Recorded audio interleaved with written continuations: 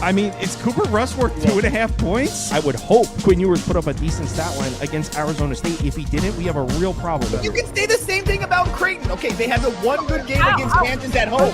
When Toast talks about the kicking market, it's like some earth is flat shit. Andy, true or false, this is going to be a dog walking. Dog walking. This is my dog walking of the day. I think it's going to be very ugly. Dog walking. I think this is going to be ugly. Hey, get the sauce. Greetings from a world without Kyle. How is everybody today? Obviously, as you can see, Kyle's not here, so I'm running the show today. I'm sure he's watching on the train or something. I don't know how the hell he's getting there. Who cares? Yeah, we've got a banger NBA slate that these two are going to run out really, really quickly. So let's just get into it really quick. Sacramento on the road at Charlotte. Any interest in anything with these two? Ski, you can go first, I guess. No, not really. You were not on mute, so that's why I picked you. I usually go first anyway when we talk, but I don't want anything to do with the Hornets. And I also don't want any Sacramento. This is like one of the harder games. I'll say this. I think Sacramento has more to play for than Charlotte. So just because of that, fourth game in 6 nights for the Hornets. Maybe a bounce back situation for the Kings here after losing to Wizards. They play with some pride. I'll lean towards Sacramento, but I can't pull the trigger. Chris? Yeah, I just saw Sabonis was added to the injury report. It's slim pickings out here, man. But let's skip to this game. Let's not waste the people time, like he always say. You heard him, Beaver. Next game. Yes, sir. Jazz on the road at the Pacers. Jesus, 16.5 points. They're both shaking their heads. Anything? Nope. You can't bet the Jazz. I mean, the Jazz are just like they losing by like 20 something every game. I feel like I don't know. It's Pacers or nothing, but the Pacers did just let me down. So probably nothing. Yeah, there's nothing for me either. I think if I had to bet it, it would be an over. I don't expect Indiana to play any defense, but to be able to score. Utah is literally out there running with a bunch of G League players at this point in time in the season. So it'll probably be a fast-paced game. I'm expecting the Pacers to be able to score, not to be worried about defense at all. So yeah, it'd be over or nothing, but the total did go up, I think, about 2.5 points. So I didn't bet it, but it'll be over or nothing. They just lost by 26, 22, 29, 37, 36, and 38 points. Like, this is the definition of tanking. Damn. Jesus. Where's the pride? There is none. Not in Utah. Oh, man. All right. Next game on the board. Kyle's favorite team, the Phoenix Suns, on the road at the Boston Celtics. Another huge, huge spread. Which one of you guys has been the Suns for Kyle? No, I will bet the game though. All right, fair enough. We'll take that. I could get there with an over maybe for both sides, but I'll just focus on the Boston side because this Phoenix defense has been ass. If you look at, you could look at the last 4 games in general. They're allowing 134, a little bit over 134 points per game. Definitely more than 124 in each game. And if you look at Phoenix without Durant this season, opponents are 13-1 to their team total over. Phoenix last 4 without Durant gave up 122 plus. They just, like I said, they already suck, losing another defender in KD. They don't defend the 3-point line, and we all know what the Celtics do. They chunk threes all game long, the most in the NBA. So I see an opportunity for the Celtics to score a lot of points. I like their team total over 121.5. Let me just repeat there. Did you say that the opponents for the Suns are 13-1 to their team total over when Kevin Durant is out? Correct. That's a bar right there, Ski. That's a bar right there. That's a good bet. Appreciate Chris, you getting involved in this one? Yeah, it's the same thing. I'm glad. I mean, Ski mentioned it, but no Durant equals even more terrible defense. Ski mentioned it, and it's a little bit more of a bounce back spot for Boston as well. Boston last game was against Miami. It was first game home after I think like a 7-game road trip. They had played 9 of their last 10 on the road as well. Now they come home. They just lost to Miami. They shot less than I think they shot 28%. Yeah, 28% from the 3-point line in their last game, 12 for 43. There's no better defense you want to see after shooting less than 30% from the 3-point line than this Phoenix Suns defense. So to Ski's point, this Phoenix team has just given up 133 to the Bucks and 148 to the Houston Rockets, 124 to the Minnesota Timberwolves. So yeah, I'm thinking it's I would just isolate it. Ski said 121.5, but you can get a 120.5 on DraftKings right now. That's the bet in this game. All righty. Fair enough. I actually might tail that because I don't have any NBA. I usually tail Kyle for a couple bets, but I think OKC was one of them. But anyway, Detroit on the road at Toronto. What is this spread? At least 10 or more? Yeah.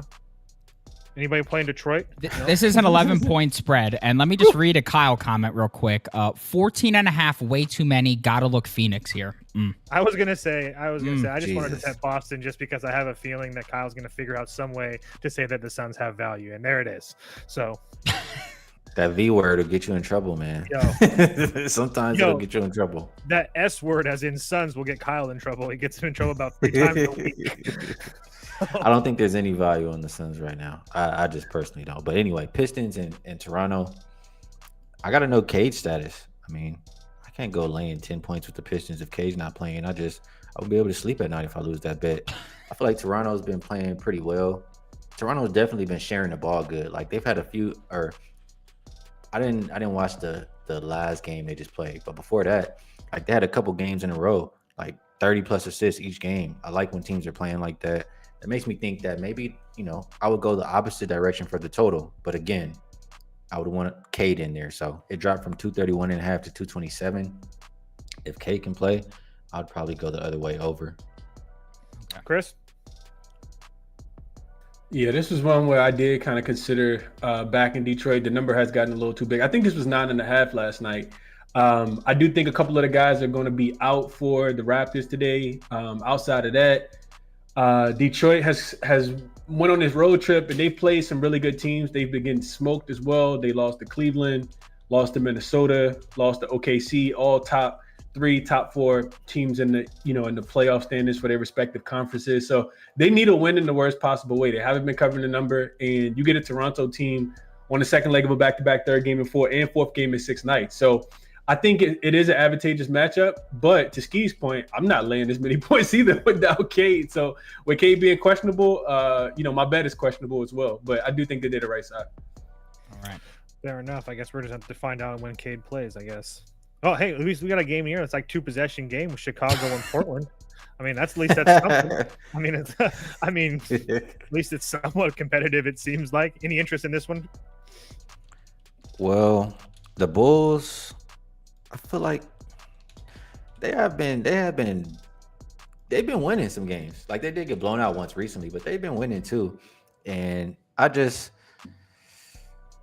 know. I don't have nothing on this game. I'm trying to find something, but Bulls have the rest advantage 2 days compared to back-to-back for the Blazers. Just because of that, I want to try to look their way, but the thought of laying 6 with the Bulls make me want to throw up in my mouth. So I'm passing. Chris, do you throw up in your mouth as well? Because I'm on a Bulls free diet as always, so I'm not betting it, and I'm not gonna wrap my mind around trying to bet it. But I think if I had to bet it, it'd probably be a little bit more look towards the over. The Bulls' offense is really, really good. Their defense can really still struggle at times as well. And for whatever reason, Portland, their offense has looked pretty good as well recently. They just dropped 127 on Atlanta, another very comparable, similar, fast-paced team. They got to 112 against Toronto as well. It is the last game of a 5-game road trip for the Portland Trail Blazers, so that could mean a little bit more offense, a little less defense. And if the game is going to be competitive anyway, you're going to have to play. If you're playing Chicago, you got to be able to score points. 7 of the last 10 have gone up and over the total. You're just going to have to be able to score points. So I would be looking over 234.5 if I was playing this one, but I didn't bet it. I like that. The fact that Portland's on the last game of a road trip. I like that. All right, next up, Cleveland on the road at San Antonio? Sorry. Yes, sir. It's a little bit of a glare on this bottom screen there. What's the spread on this game? It is 13. It is 13. I guessed. I'm sorry. Anybody want anything? No? Any takers? All I'll say is, I don't know how much the Cavs are going to be motivated to play this game. That's what worries me, but they're definitely capable. Spurs been playing a lot of games lately. I think it's 5th game in 7 nights. So I don't want to be backing them. I would be Cavs or nothing, but motivation is questionable. Chris? Yeah, to your point, Ski, I think Cleveland scores 130 in this game. Their team total is 127.5. That's a super high number, but it's high for a reason. It's really, really high for a reason. The Spurs play really, really fast. To Ski's point, this is third game in 4, 4 and 6, fifth and 7, and they've had to travel. They did just get a big win in Denver, so coming out of altitude, it's a lot of systems on the over. I think it's an over game. I think San Antonio's the only team tonight that's playing fifth game in 7 nights. And to Ski's point, we don't know how much Cleveland wants to be locked in on the defensive end, but who doesn't want to go out there and score some points? So Darius Garland, Donovan Mitchell, Sam Merrill, they got a bunch of guys. DeAndre Hunter that can go out there and score the basketball. It would be a team total over just to kind of stay away from the spread. I think San Antonio can give up 130 in this spot. All right. I might play that Cleveland team total over just because it's super high. Like I said, I'm just trying to gamble a little bit anyway. Yeah, it's high for a reason. A reason. Oklahoma City on the road at Houston. This seems like a good game to watch. Is there any injuries or anything like that? I mean, this seems like a good one. There's injuries, but it's usual guys who've been, same. I'll say I'm not betting against OKC. They've covered 11 games straight. They win in every game by double digits. They got that but they can still reach 70 wins on the season. I know that, but they have that point differential thing, right? The biggest point differential ever, something like that. I know they want to, keep that going. And they've destroyed this Rockets team. I saw them in person when they came to Vegas and destroyed them boys. They blew them out 3 times out of 4 this year. I don't see why they can't do it again tonight. OKC or nothing.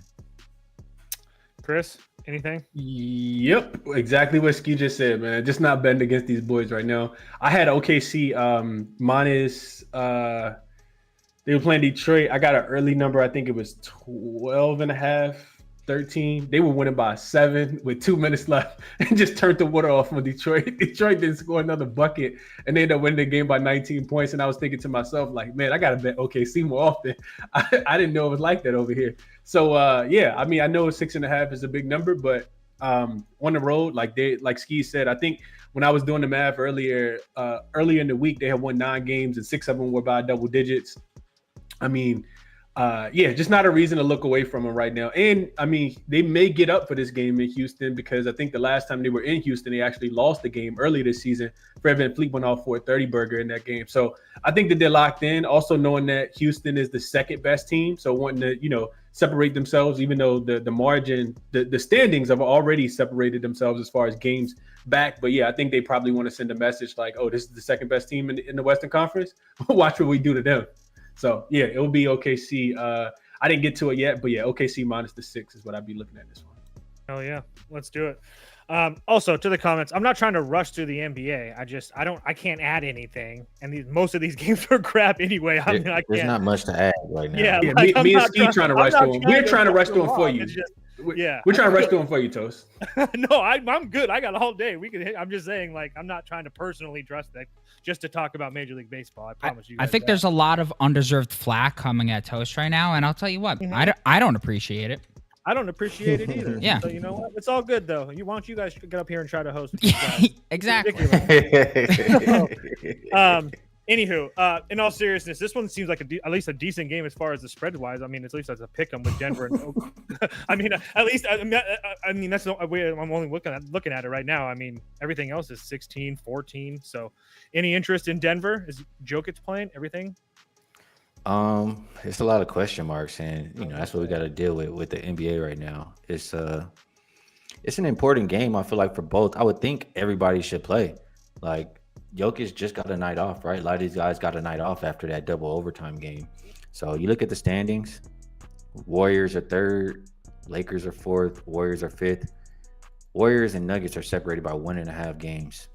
I mean, Nuggets are 2 games from being in the play-in tournament. It's a big game for both of these teams.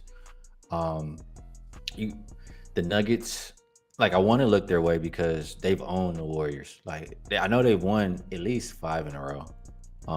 Probably more than that. But it just boils down to 9 in a row. Yeah, there you go, right there. Every time I see him on the TV, they whooping ass because they don't have a matchup for Jokic, and nothing's changed. So if he plays, they can absolutely win just off the strength of that. But Golden State is playing good basketball right now. Probably, best basketball in the NBA, maybe. It's not a team I want to bet against. So if I have to lean, I'll lean Denver as long as everybody plays. But I would rather watch this game, honestly. Chris?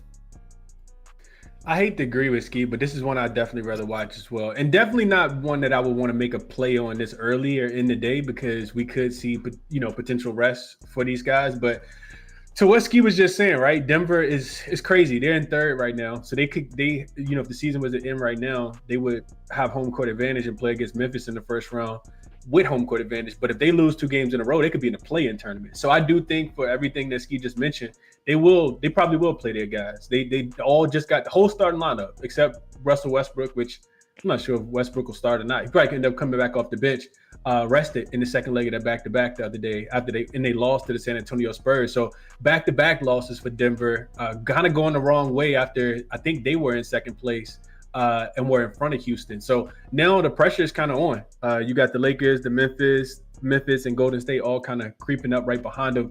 I think it took a lot out of Golden State last night to beat the Lakers. And short travel back from LA to Golden State. I would lean Denver as well. I would also lean over. I know Golden State's defense has been pretty good, but this seems like the spot where if they're going to have a letdown, it's probably going to be on the defensive end. I do think Denver has not been a solid defensive team throughout the whole season. I'm not thinking that they're going to magically, defensively going to be better in this game either. So I would look a little bit more towards the over and a slight lean towards Denver.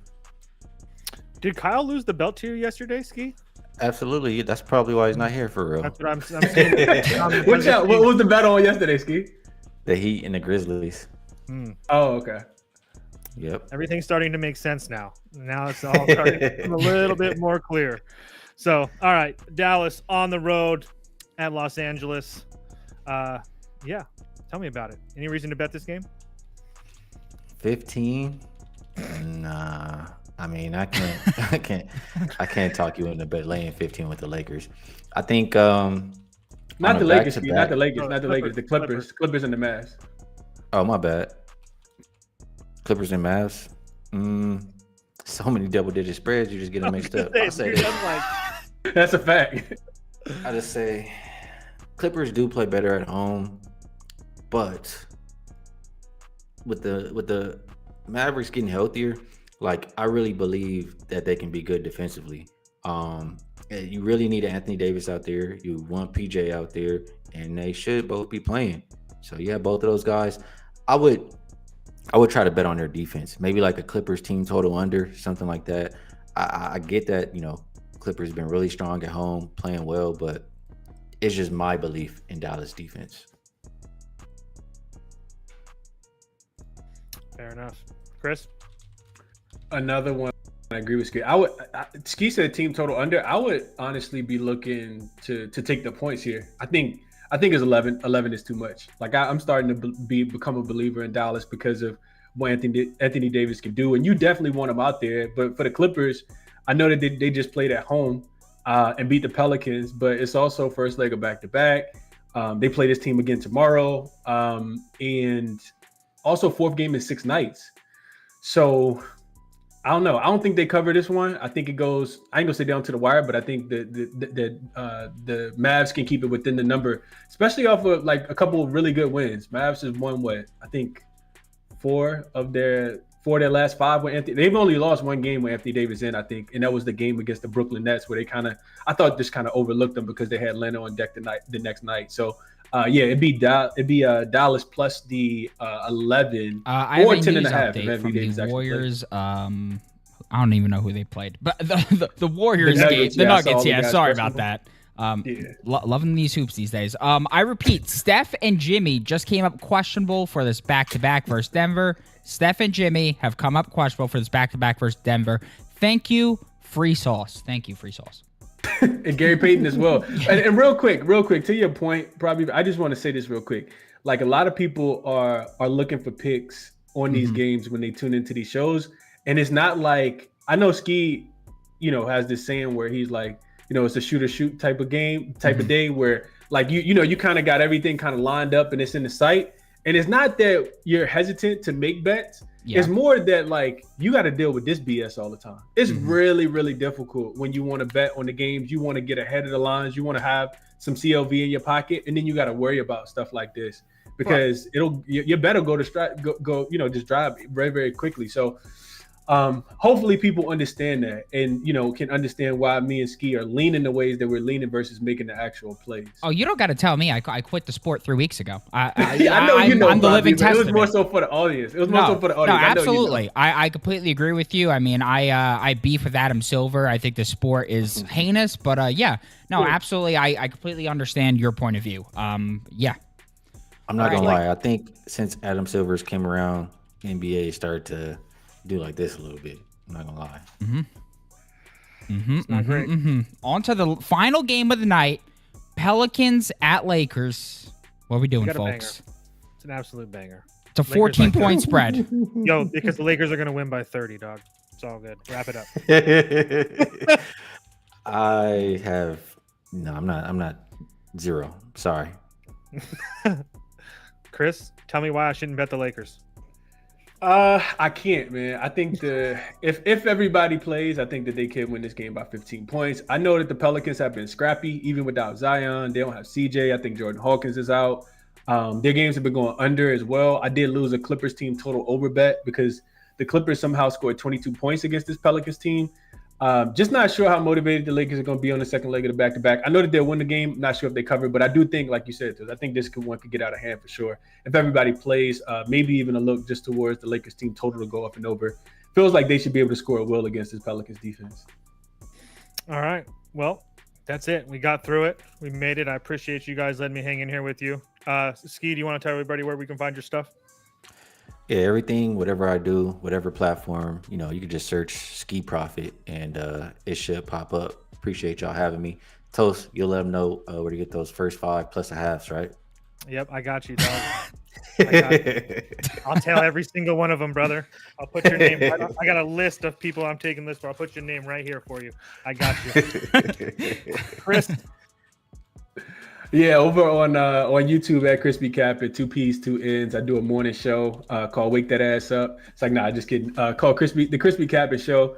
7:30 a.m. Eastern Standard Time. Trying to get ahead of the lines if we have the valuable information that we. Man, so appreciate y'all having me on as always. I feel like the show ran a lot smoother without Kyle, so Kyle stay away. Like, no, just kidding. Me too. Safe travels, Kyle, and enjoy the weekend. I'll see you guys on Monday. All right. He's going to Philadelphia. He'll be fine. He needs to be safe. Nice. So see y'all, right. Chris and Ski. All right, Toast. All right, Prop Beaver. Appreciate you guys. Be good. All right, we got John the man coming on, and then Lindy will be joining us in a second. He might have left for too long. Okay. I told him to be gone, and he might have really be gone. I need to address some comments that I saw people chirping, so we're going to get this out of the way really quickly. I don't regret the San Diego pick. If you bet the Cubs at that number, you're just high in general on life. You should probably take that into consideration. Randy Vasquez didn't pitch terrible. He obviously wasn't ready to pitch in the cold. Once the walks were fine, or once he got around the walks, it was fine. A Manny Machado error, Xander Bogaerts being old and shouldn't be playing shortstop. Again, they scored 3 runs. They were all aided. I'm not really worried about Randy Vasquez. I'm not really worried about the Padres. We can move on. I was also chirped about the Shota regression take I had going into the season. Like 50 degrees or like 40 degrees outside with the wind blowing. No one doing shit. The fact that he gave up a home run to Elias Diaz tells you everything you need to know about that bum. I would like to say the wind is blowing in at an ungodly rate today. So I don't want to hear it, folks. I don't want to hear it. And Elias Diaz still smoked him. John, how are we, my friend? You're on mute. Oh, I think you're me. Oh, wait, 1 second, John. I've actually muted you. I've actually muted you because you were making a noise before. It wasn't up to you. The mic was picking it up. Now, John, how are you doing, my friend? Oh, you're still muted. You are still muted somehow. Is it on your end? Why is that? You know what, John? Why don't you leave, come back, and we'll try it again? Because I don't understand why it's muted. Well, the over in Boston was free. Jesus Christ. All right, Lindy's here, and we could hear him. I wish I would have played a lot more props than I did. So that's good. Well, that's fun. Got Mr. Herrera over 1.5 total baggies. Now let's see if we could hear John. John, can you speak real quick? There we go. Hey. Okay, perfect. Got him. Well, what's going on? How you doing, man? Right. Kyle's out, bro. You're out of here. Oh yeah. Oh my God. Kyle sent me in to mediate this. So NBA sounds like it sucks, man. Yeah, Dude. it's a real crapshoot these days. Dude, I was NBA trying to sounds get like through it that. Sucks. Well, I'll tell you what. I've actually been loving it the last few weeks. I've been loving it, but like, if there was not any kind of edge or betting edge, like it's completely unwatchable. Except for, Minnesota Denver was the game of the year, so I mean, we can't talk too much shit on this week. So the edge is like predicting the lineups. It sounds like, right? Who's going to play? Who's not going to play? Because that's half the analysis, if not more. Like, All right. Yeah, it's almost. Before we get into the show, I have 2 producer notes. Number 1 is a comment from channel host Kyle Kirms that says Toast is just going to act like Vasquez didn't have 5 walks in 4 innings today in all caps. Thank you. Maybe you should turn up your volume on the train. Thank you. Okay. and then another comment from Discord member Eric Shipley. Hey Toast, that was a nice strikeout by loser Merrill. Paid $5 to say that. Today. Another double today. Jackson Merrill just continues to produce. Listen, I'm like Teflon Don right now. There's nothing that you can touch me. Like I told you, Randy Vasquez didn't like pitching in the cold that affected him and allowed the walks. But Chicago didn't score any runs off the bats. It was all aided. So I'm not really worried about it. The fact that you got runs off of Manny Machado error, congratulations. So. And then the final thing is that this game, we had a schedule just because we thought maybe we'd have some time to discuss it. 8 minutes until it first pitch. You guys have any quick leans or anything of that note for any last minute bets anybody could potentially get in? What, the 4 o'clock stuff? Yeah, I got some 4 o'clock stuff. This just specifically this Mariners Giants game. Oh no, I didn't touch that one. I'm on the Giants, but I didn't touch them. So I'm on the Giants. So I'll take that all day, every day. Verlander versus the Giants absolutely destroys them over, his whole career. And I think that the Giants are really undervalued right now, and they have a bullpen that I trust. So, yeah, I laid it with the Giants. Okay. Anything for you, Lindy? I don't mind that. Yeah, I lean Giants, but I'm not going to touch it whatsoever. I'm just not a Castillo guy. I think that there's just certain things that some of the starters for the Mariners are able to do in their home ballpark. And I get that you're going into San Francisco, which is like number 2 in terms of like what you could look at as far as run prevention from a ballpark. Oh, it's the Swirls. The Swirls. We haven't discussed the Swirls yet this year, but Swirls originated. It's a park mitigated. It's a park that mitigates a lot of the win factors that you're seeing. Just don't really have a lot of interest. I kind of want to let the ballpark show out for a couple of games before I start diving back in. All right, and then in this game, I actually took Verlander over his strikeout prop. Just you're going to give me plus money for Verlander against the Mariners. I'm taking that every day and twice on Sundays. If you know from last year, the Mariners are the vampires. This team cannot hit during the day. They're absolutely dreadful. So, yeah, I took that as well. So more so against righties, but yeah. Absolutely, especially against righties. So now we're on to a fantastic game here. Dodgers at Phillies. Yamamoto against the Lizard, once known as a trick-ass thought. Don't know who called him that. But we got Dodgers at Phillies. Johnny boy, what do we got in this one? Anything? Yeah, I think you will probably want to watch this one. I was surprised when I modeled it out that it came out as close as it did. I have the Dodgers by a shade, but it's costing you minus 150. I've got minus 104 on the fair line. And I modeled up probably to the over on the F5. Like if I gone to my head, if I had to take something, it'd probably be that because the Philly, again, everything's such small samples, but the Phillies have really hit right-handed pitching so far. The one thing they are doing well, though, Yamamoto's he's a really tough customer. So when these teams kind of lock it up, I normally watch it before I'm betting it without feeling like I have a real edge. Okay, so first 5 over lean.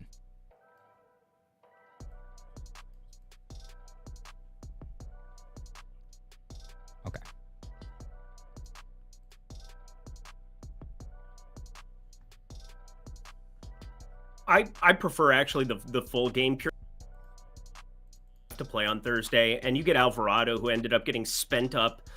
You look at the specific pen matchups.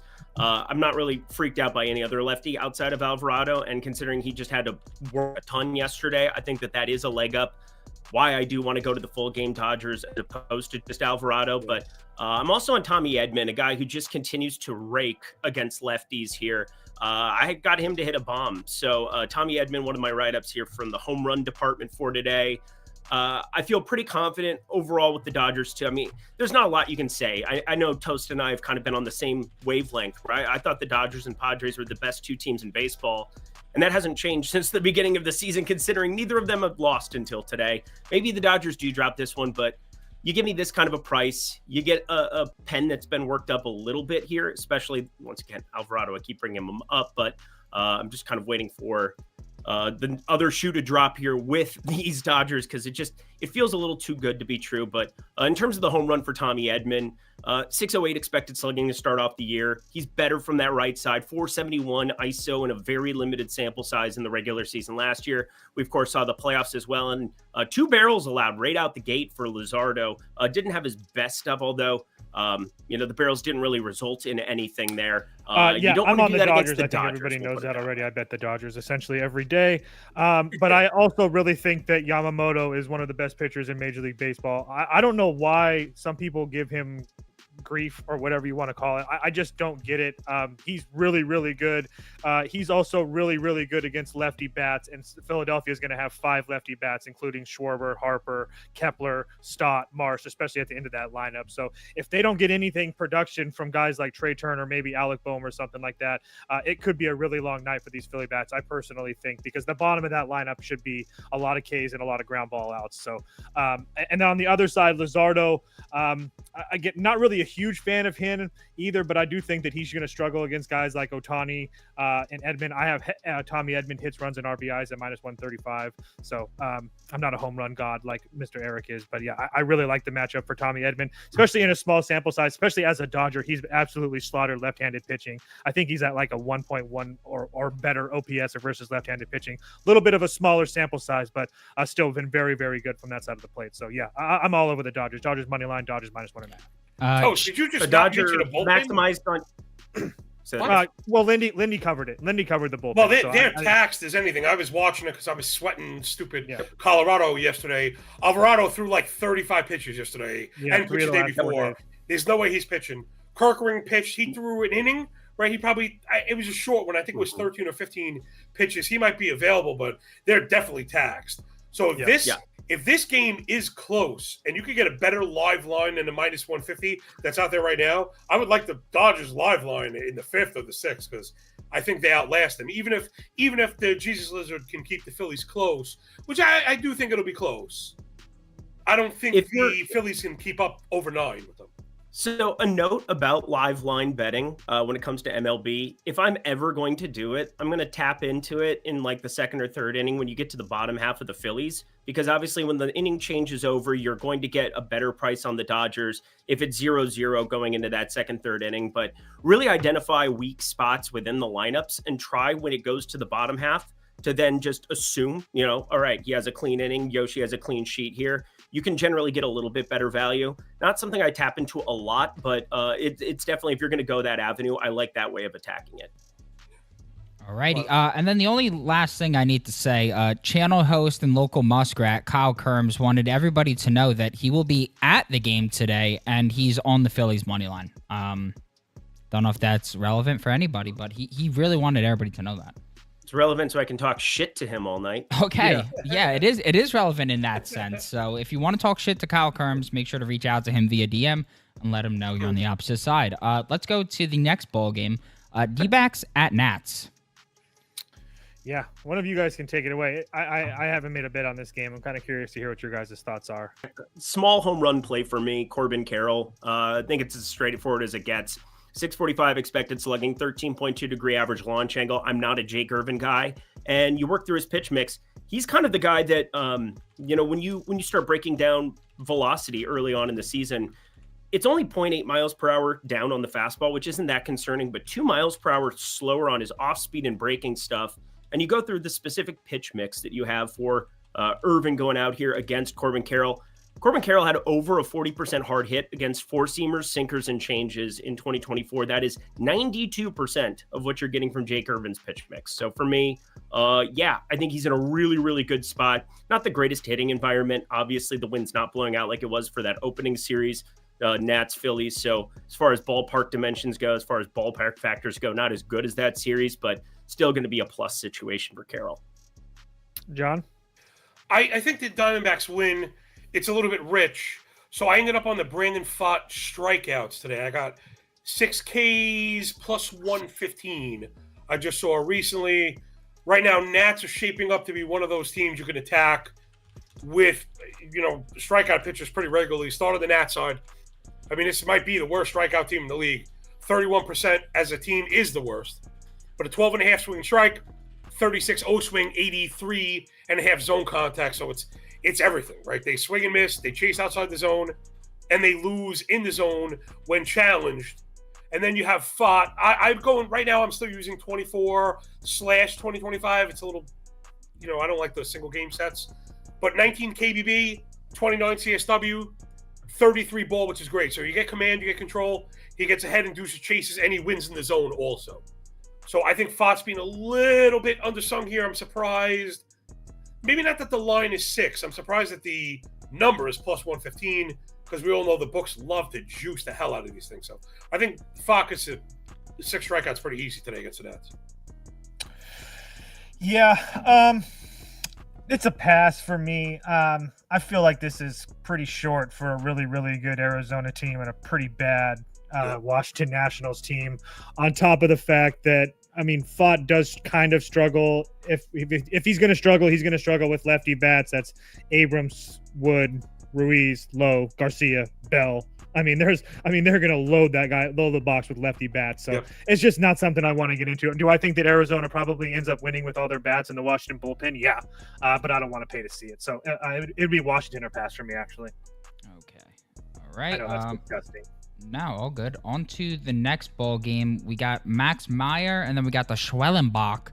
Lindy, I saw your Schwellenbach play earlier, and I agree with it. I'm just waiting for a lineup, but you still firmly on that one? Yeah, Spencer Schwellenbach. I think he's actually just like a full ladder candidate. This guy is fantastic.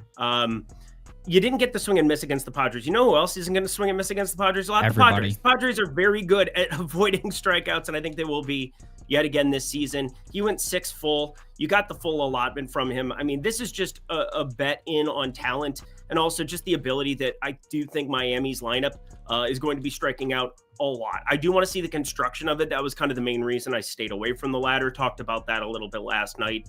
Didn't want to go a little too crazy.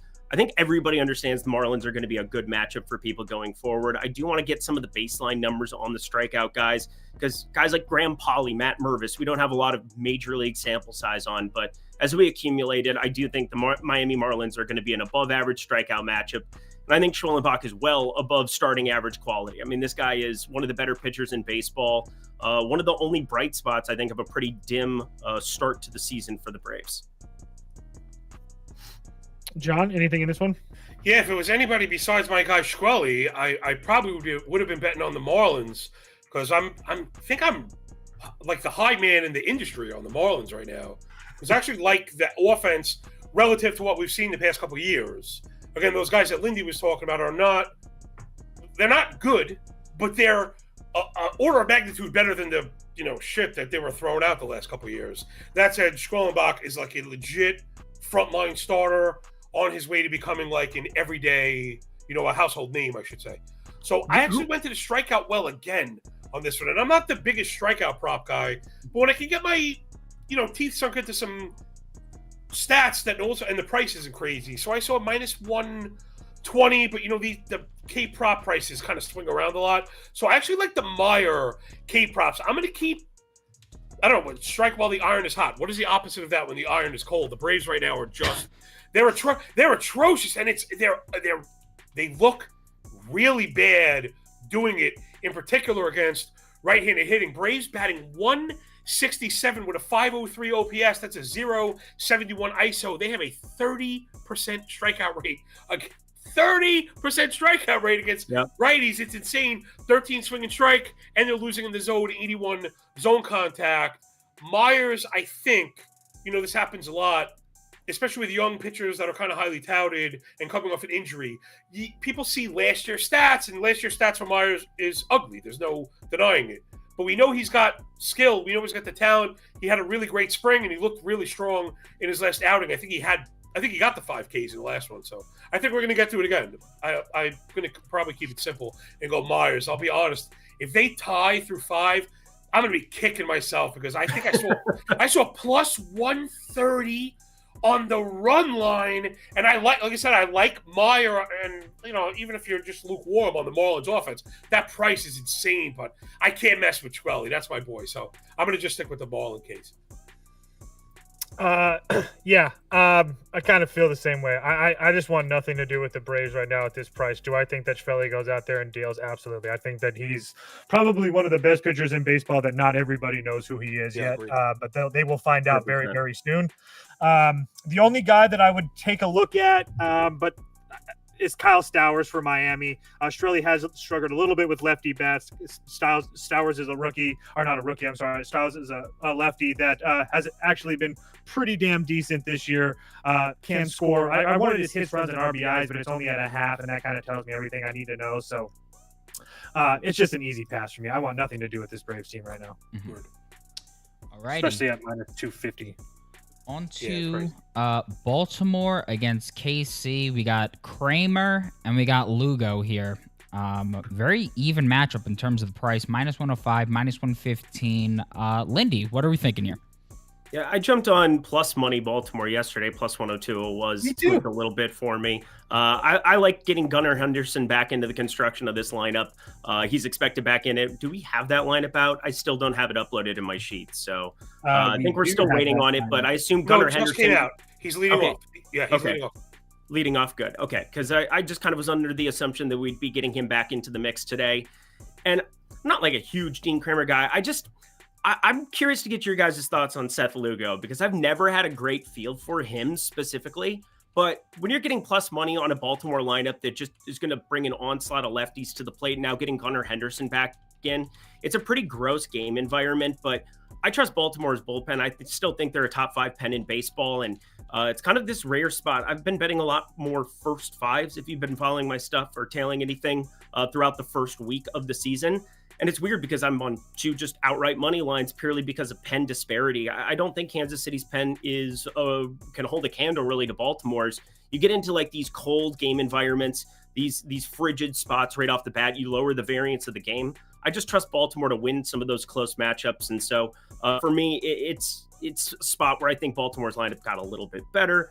And you make me flip coins here. I'll take the plus money side all day. Not that I'm, going out of my way to go pick on Seth Lugo by any means, but I'm curious to get your thoughts on him because he's just a guy that has never impressed me all that much. And he's he's coming off of a 3.75 expected ERA last season. And you work through the pitch mix specifically.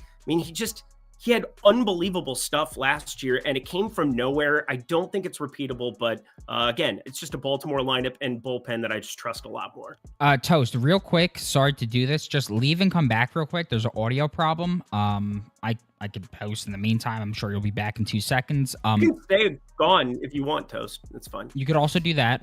John, what's your pick for this ball game? Well, it's ruined now. Me and my big fat mouth, me and my big fat model. We were I was really heavy to the under. We were really heavy to the under all morning, all day, and it was at 8. It opened 8.5, and now I'm seeing 7.5. The weather right off the bat was really shitty. And Lugo, I think, is really good to what Lindy's point is. And it's not really on him because this is just something new we've kind of seen in the past couple of years in MLB is these like reclamation projects for like relievers. And it seems to work. It's been working. Whatever the hell is going on, right? Michael King and Shormanaya. There's a bunch of these, like literally a bunch of these guys. So Lugo now, once you give us a full season, you get a full off season of prep, and you come back and look sharp. I'm just gonna go with it. We're talking the last 211 innings, 306, 110 ERA whip combo. Yeah, the strikeout stuff is not sexy, and I think that's probably another part of the turnoff. The single digit swing and strike, he's pitching to contact, but the command is excellent, right? 34% ball rate plus a 44 ground ball. So he's hammering the edges. He gets ahead. He keeps it down. He keeps it in the yard. That's the way to do it. It's always a little unnerving to face the Orioles as a righty because they're so predicated on left-handed hitting, and of course they get Gunnar back.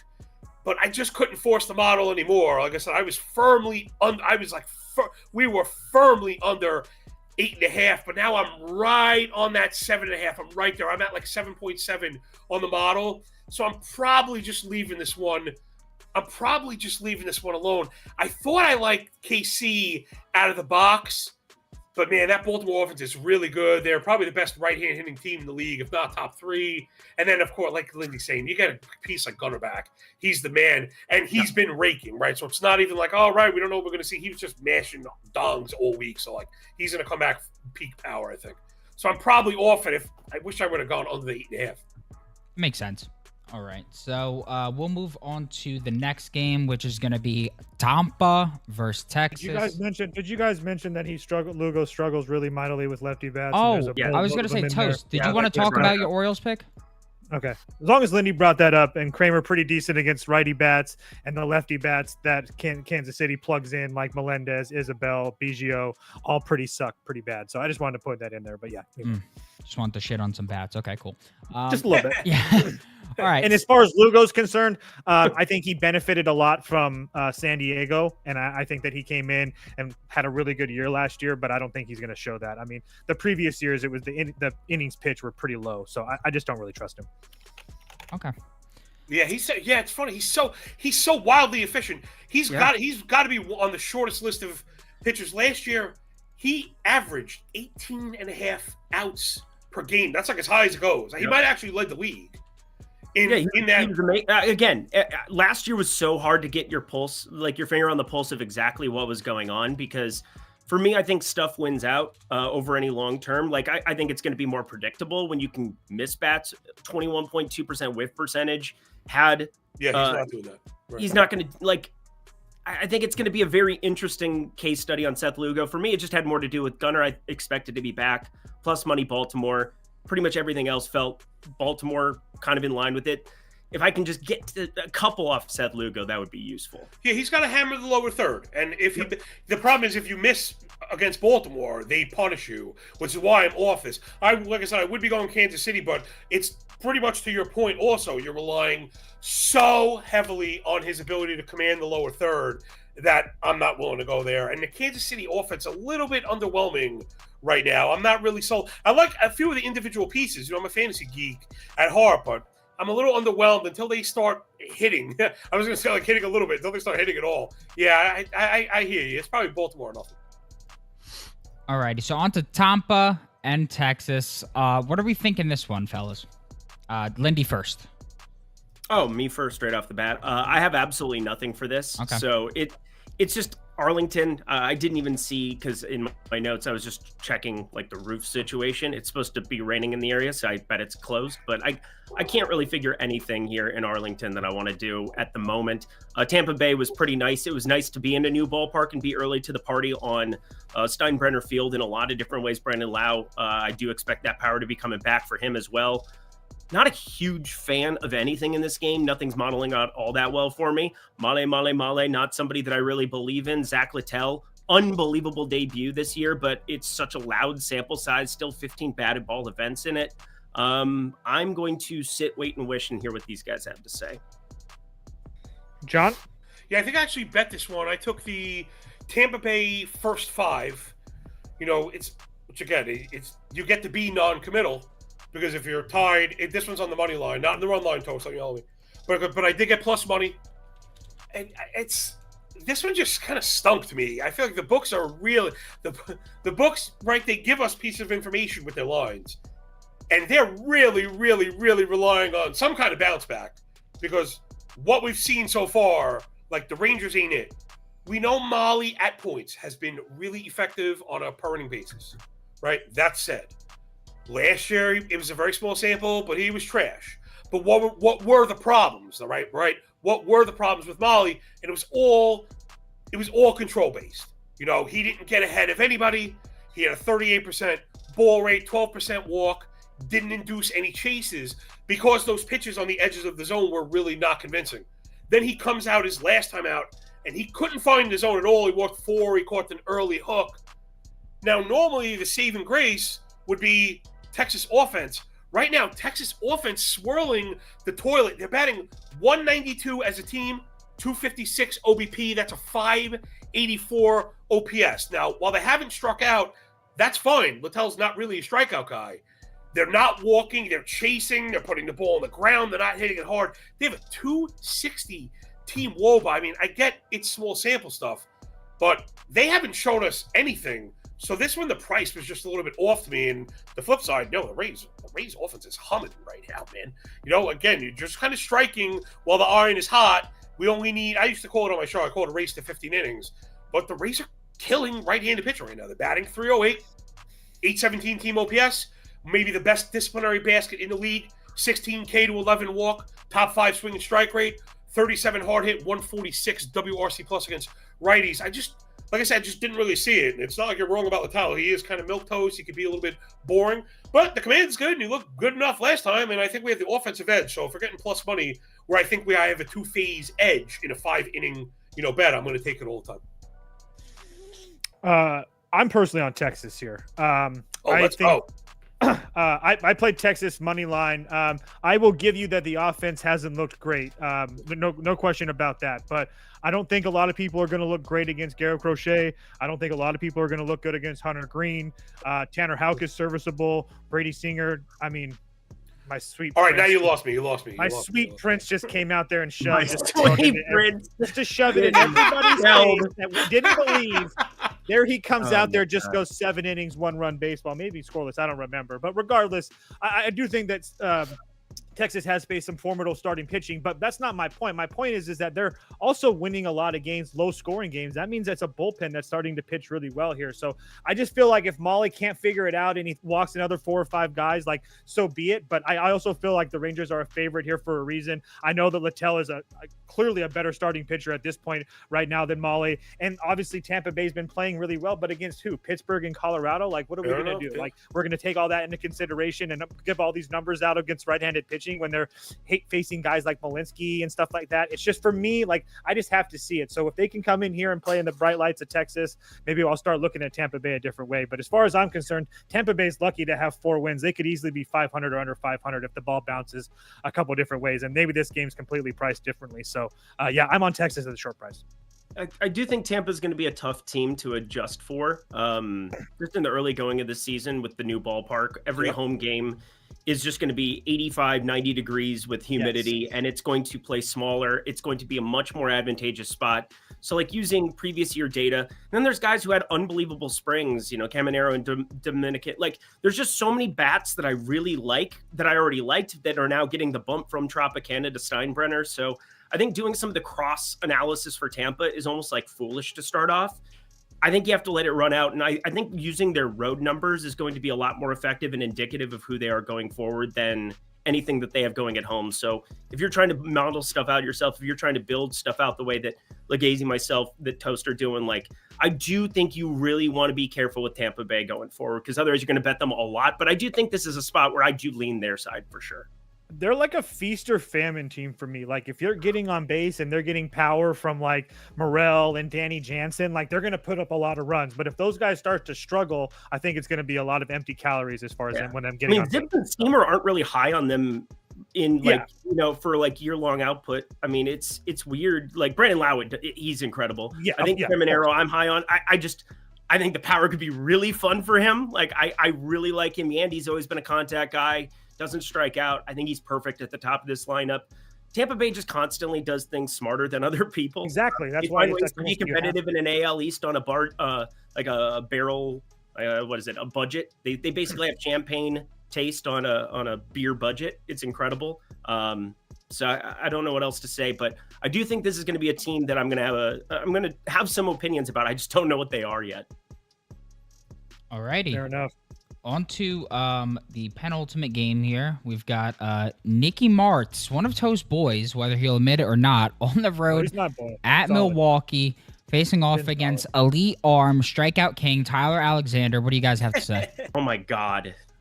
I mean, he does strike out some people. No, he sucks. If there's anything that this guy can do, he can strike out somebody. He might give up 6 before he does it, but he might still have 2 strikeouts at any. I'm just proud of Nick Martinez for putting it together overseas, coming back and like being serviceable, because I didn't imagine this happening in a million years for him. I'm not a Nick Martinez guy. Also, Cincinnati apparently lost all ability to put bat on ball over the course of the last 3 days. So all 1-0s if you missed that. I've never seen anything like that, especially when everybody's talking about them being the dark horse in the division and finding ways of being effective on the base paths and Ellie De La Cruz power speed combo and all these other things. I'm just going to let them play a little bit here too, because I'm not a Milwaukee guy. I really don't like. I mean, Milwaukee just continues to add years onto Rhys Hoskins, Christian Yelich. Like, these are guys that the luster's kind of worn off for me for a number of them. Churrio is going to have a better season than what he's started off so far. He's striking out a lot. They locked him up for a while. Like, Milwaukee's doing some things correctly, but the amount of starting pitching that they've given up, and now the fact that they're rolling out Tyler Alexander today, I mean, what are we actually doing with our lives? So it'd be Cincinnati or pass. I think Martinez has really showed out in the later half of his career. 2.74 expected ERA, despite giving up a couple there in that early outing, first time out. I think the stuff looks about the same as what it did last season. No velocity really issues. Like, Nick Martinez is just going to be that guy, contact dude. I mean, you saw him with the Padres. You saw him since he last year. Like, whatever with Nick Martinez. He's bland, but he's effective at the moment. So won't be going to Cincy, but I lean that way. John? Tell me why I shouldn't bet Cincinnati right now. I'm tilted as shit right now, man. What happened? The fucking Reds, man. I had this. Listen, baseball's up and down, ebbs and flows and stuff. Oh my God. And I had the Cincinnati F5 yesterday, and there's literally nothing worse. Like, Ladola was humming. He looks incredible. Nestor was getting these bullshit calls on the outside. Although the one he rung up Ellie on was beautiful. I don't know why Ellie didn't turn on it, because Nestor sucks. Anyway, then Lodolo makes the error, cost us the F5. I wanted to puke. I was so tilted. This feels like a carryover now, as if these things are not independent events. I don't care. 3 1-0 games in a row. I think, Lindy, if you said you haven't seen it before, yeah, I think it hasn't happened since like 1918 or something like that, 1920 or something insane. One of those crazy baseball stats. If it ever happened at all, it was crazy. The price here is criminal, absolutely criminal. Nick Martinez is another one of those kind of converted guys. He's an order of magnitude better than Tyler Alexander. They're not even in the same stratosphere. Martinez over his last 150 innings, 3.2, 102 ERA whip combo, with the Sierras at 320, a 3% walk rate, 67 first strike, 36 chase. So he gets up, he gets ahead, makes you chase his shit. He's like legitimately good. And Alexander is not. His last 111 innings, you got a 5 ERA and a 1.25. I mean, he doesn't even crack 90. I don't know who he's striking out. Single-digit swinging strike rate. The ball's in the air and getting hit hard. It's just going to be whether or not the Reds finally put the bat on the ball, man. They've been so bad. They haven't sniffed a lefty yet this year, right? It's only like 55 plate appearances. I really don't want to quote it. But they haven't touched a lefty this year. It doesn't mean they can't hit lefties. But this just feels like a total misprice. People, I feel like, are just leaning into this like, Reds LOL, 1-0 LOL. I'm like, I'm not going to do that. Give me Martinez at even money F5. I might have to do a show play. I might have to just fire it up if you're that confident about it, because like I definitely lean Cincy. Alexander sucks. I want to see what Toast says, but I do have something to add about Martinez. I just want to see if he says it. Toast, do you have any thoughts on this game? No, please share. I just watched Jake Cronenworth take a fucking 3-2 pitch. Yeah, I was watching that game. If you know Nicky Martinez on the road. Thank you. Nicky Martinez is light years better on the road, even going back to his days as a San Diego Padre. So if you're going to back Nicky Martz, you back this dude on the road. Obviously, you see that 6 ERA. Did not look good in that first home appearance, but now you're catching him on the road here. I mean, this may be a spot you want to back him. I personally would rather fade these Milwaukee bats against a lefty rather than a righty. I feel like You think they also suck against righties too? Maybe they do. I mean, maybe they're just think ass the Brewers overall. offense is, listen, I really like Churio. I think Churio is a nice piece. But there's stuff I can't believe they're favored in this game. It's crazy. It's me. fair. Ridiculous. That's very fair. Wrong. Okay. I bet the Reds are plus 115. I'll take it down to 105. Whatever. They're everything that Martinez does well. This is absolutely ridiculous. Okay. All right. I'm joining. Not to mention the fact that we all talk about the Reds' offense, and that's fine. But nobody's talking about the Reds bullpen, about how they've been absolute nails. They're losing games, but they're not. Yeah. No one's scoring on the Reds bullpen. Everybody's rested to go. Pagan, Satilian, Rogers, all those guys didn't go yesterday. You have everybody you would want. Again, this is absolutely ridiculous. I'm going down with the ship if I have to. Like I said, I bet the Reds on the money. Word. Okay. And then for the last game, I'll be joining you guys as I have a prop. The names are out of order, so I'll be switching that as we go. But yeah. One second. I'll fix that in a moment. But Toast, would you like to actually start us off here with your Cleveland Angels analysis? I lean LA, but just because the price kind of tells me, I mean, you just can't. I want like plus 110 with them. But I do think that both these pitchers can pitch well here today. Soriano's really good, and he's been really good for the last few years, and nobody really wants to talk about him. But, I mean, he's an above-average starter in Major League Baseball as far as I'm concerned. At home or on the road, he's been pitched pretty well, my thing is that I think I'm like a secret Gavin Williams fan, and I don't really know if I'm ready to come out of the closet with it yet, but we talked about this. You've come out the closet in other ways. Show as well. I know, but I'm just saying, like, by the way, Jackson Merrill, another top of the ninth hit. No big deal. But regardless, Gavin Williams has really started to pitch. I think pitched really well last year. Pitched really well in 2023. Not as well last year, but towards the end of the year, it was kind of impressive to me. He only had one bad start, and that was on the road at the Dodgers. I mean, it is what it is. But besides that, he looked pretty damn good. So I'm just not ready to say that I can fade him, especially not with a decent plus price. And I do think that this Cleveland offense is terrible versus right-handed pitching. There's no arguments about that from me. But I will say that they've also seen Lugo, Waka, King, and Cease. So probably not going to look the best. And all those games are on the road as well. So probably not going to look the best when you face starters like that in general. So again, I lean Angels, but I just can't do it. Johnny? Chris? There ain't no Chris on the panel here. Okay, yeah.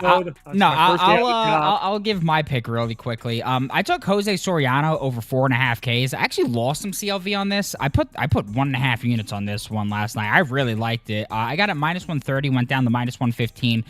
So I'm not loving that, but I just think that these Cleveland bats are simply overvalued in terms of the K department. I mean, last year, this was a lineup that was 4th in K percentage against righties, but you look at this season through the first 5 innings, so essentially mostly against starting right-handed pitching, 27th in K percentage at 32%. I mean, we just saw Soriano against a White Sox team that's 12th in the same category against righties through the first 5. He just had 5 against them, so he already hit this mark against a significantly more disciplined lineup through the games we've seen thus far.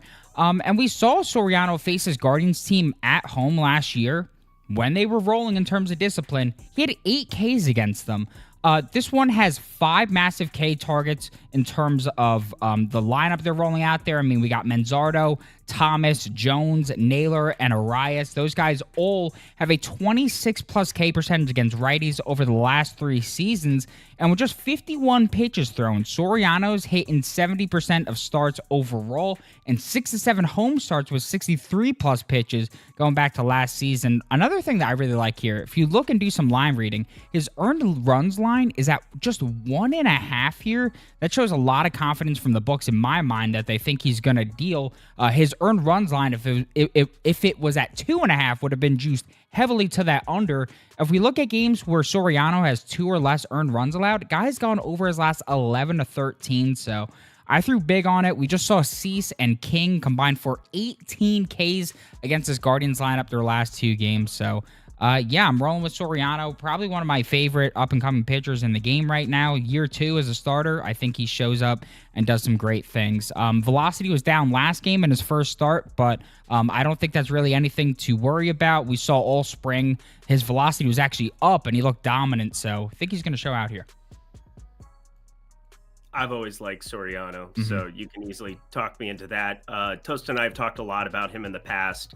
He's going to be one of those guys who has electric stuff and gets ground balls. Those are combinations you were looking for in Major League pitching.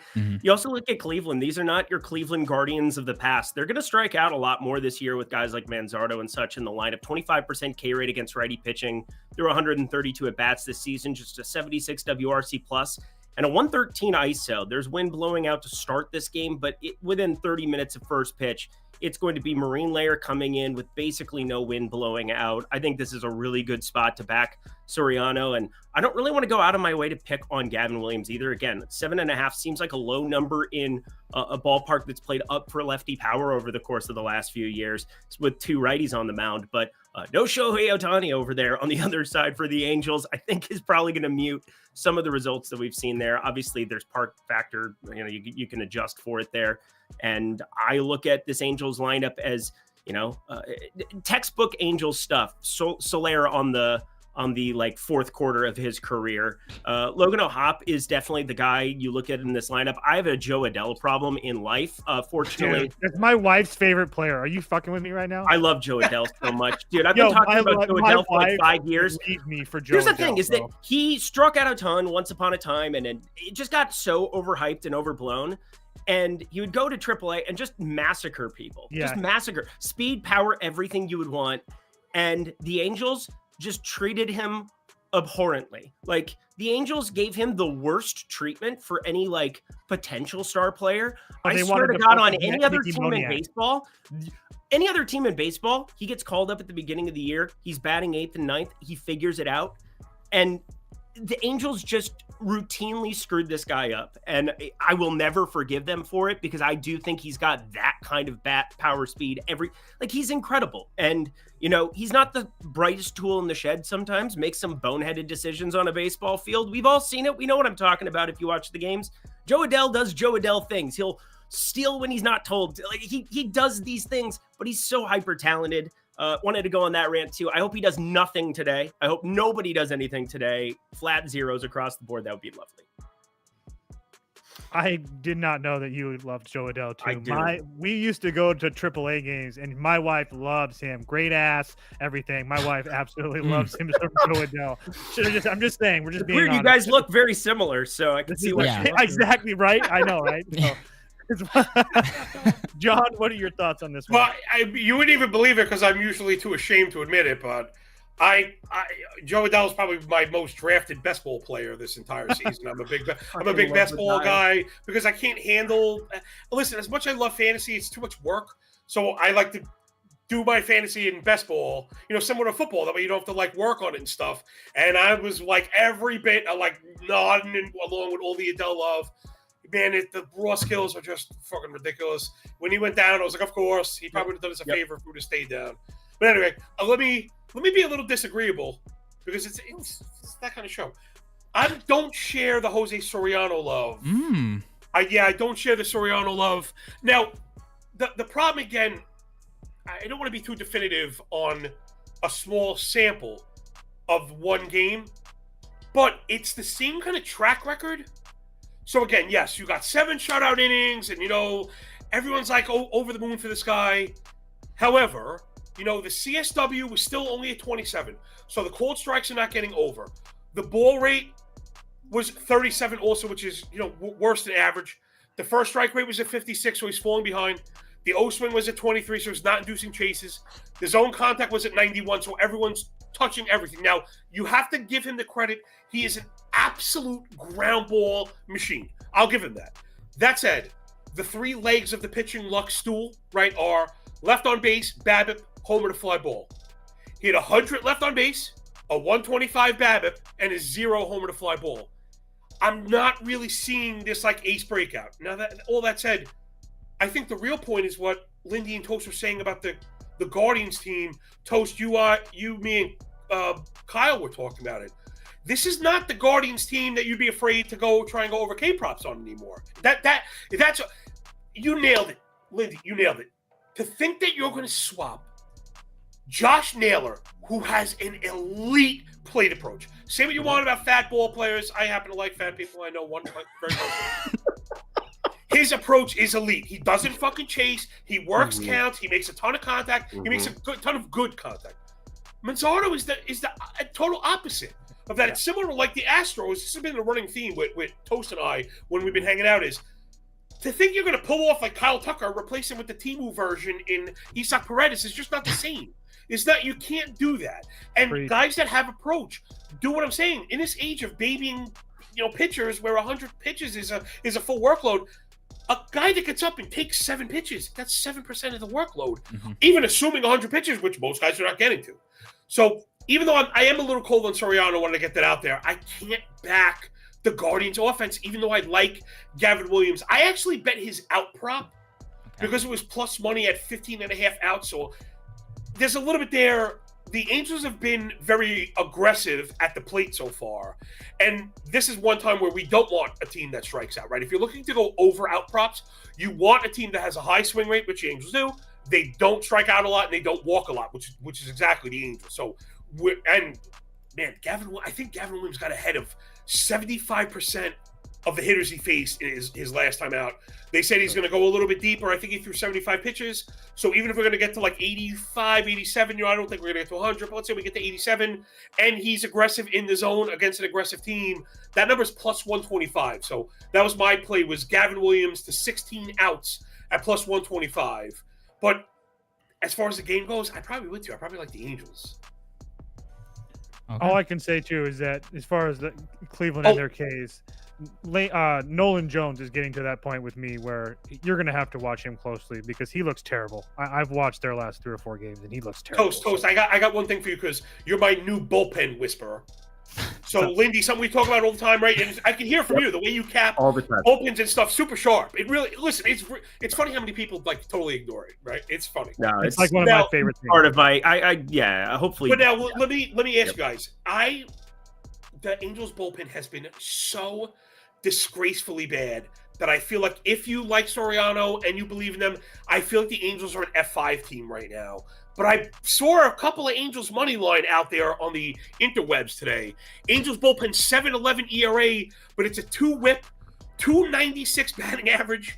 They have a 2.5 K minus BB and the worst chase rate in the league. All the things you generally want from your bullpen.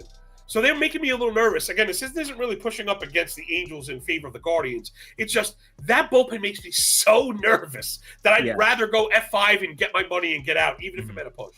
Yeah, they're a 2-trick pony bullpen. It's Kenley, it's Choice. Like we all know that. Right. Going into it. You don't have any love for Zach Verizon or whatever his last name is? No, Brock Burke is okay. I think as a lefty, I mean, you go through some of the pieces on it. Ian Anderson was good once upon a time. He blew a save and got the loss pretty recently. Like we have pitched 2-3 days ago, something like that.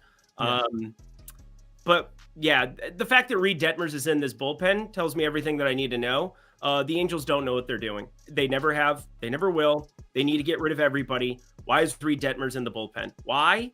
Dude, is Reed free Detmers him. Free him. Your highest upside arm, period. Yep. Why is he in the pen? You highest don't upside arm that's had success baseball. in Major League Baseball. Make him a Met. Reed Detmers is the Joe Adele of the pitching staff for the Los Angeles Angels. This fucking guy is so electric. He does it at Salt Lake. Like he goes up to Salt Lake and strikes out 13 dudes at altitude. And you know what happens? He gets called in and, we'll bring him out for the second half of the season when everything's already over, when you've already lost the division, when the year is already done. Bring him up to start off the year and just call it a day. But he's in the bullpen, so fuck it. I hate the Angels so much. Angels are very, very. They're very hateable. They are. They're a hateable team. No, I know a couple as a Padres fan. It's a lot of I know some Angels fans, and I feel really, really bad for them because they could be a lot better than they are if they just had anybody that was competent in that front office. Imagine if they had Shohei Ohtani. Oh my God, is he good? It's like, whatever. It's so bad. And I'm going to start, before I start ranting on the Pirates, like you have Paul Skeens and you're like, let's sign, I don't know, Tommy Pham. Let's sign G-Man Choi. That was their big signing last year. What's Andrew McCutchen doing these days? You know, like.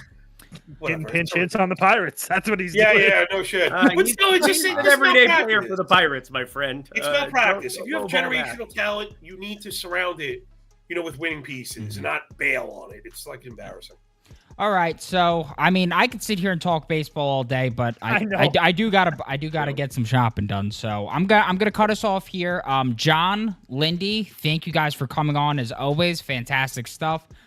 Toast, thank you for coming and hosting today. Much appreciated. While Kyle does whatever he does, being a slumdog millionaire on the fucking Philly train, making bad bets, doing what he does. So thank you all for tuning in as always. He'll be back in the morning tomorrow doing the morning live show. If you're tailing my K props in the Discord, we were off to an amazing start. Looks like we're falling apart at the seams. Mitch Keller's a disgrace. Justin Verlander's a disgrace. Like 3 in the first inning too. Yeah. So yeah. And hope everybody has a beautiful day. We'll bounce back over the weekend. And yeah, stay goated. Stay blessed.